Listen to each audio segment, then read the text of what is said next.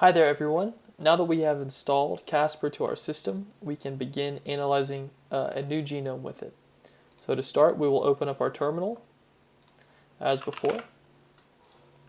We will navigate to the directory which we installed Casper into.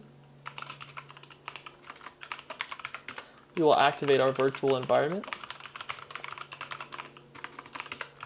And then we're going to run Casper with the Python 3 main.py command. So upon the first time of running Casper, you will see this prompt, where would you like to store Casper database files?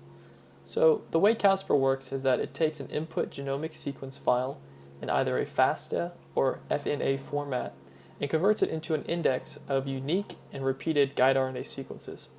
So in order to make those databases, we need a place to store them, so we can specify now a place where that's going to happen. I've already created a folder called CasperDB, so let's specify this place. So the first thing we want to do is make or analyze a new genome. So we'll click on this.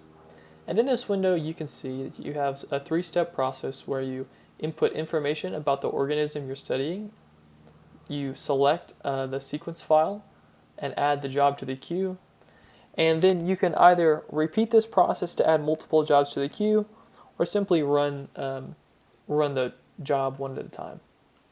Run the jobs one at a time.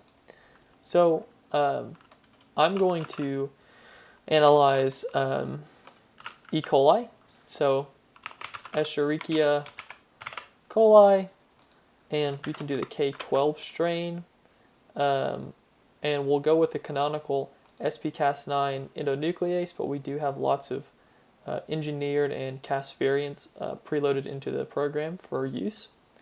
And then an organism code is simply a short identifier to just for Casper to name the file. And if you need help understanding what any of these are, there are tooltips upon hovering over them. So let's do Escherichia coli K12 as our organism code. Now we need to select a file and add the job to the queue. To do that, you simply have to browse your directory to a file that has the genomic sequence of the organism you wish to analyze. If, however, you don't have that file on hand, there's no need to worry. You can use the NCBI tool, which allows you to query the vast NCBI database natively from within Casper. All we have to do is enter the organism name, its strain, how many results we want returned, and whether or not we want a complete genome. And then we click search. From here we can select one of these rows. I'm going to select this just K12 strain.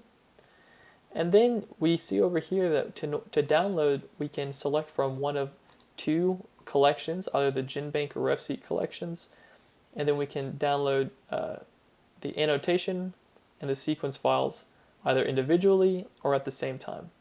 We highly recommend downloading both annotation and genomic sequence files at the same time because this will allow for correct gene searching whenever you go to target a gene.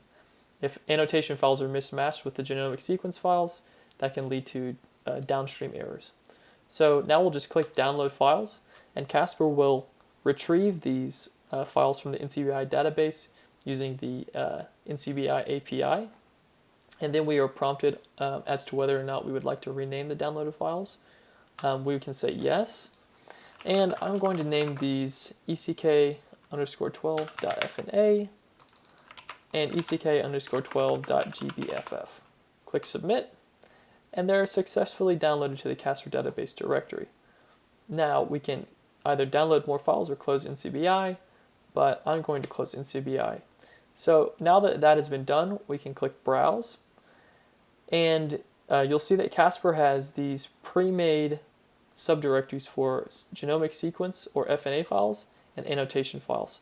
So within the FNA files, we can see where I've done this previously, and we can select this one. They're identical, so it doesn't really matter, but we'll open this one. Now I just need to add the job to the queue and click run all.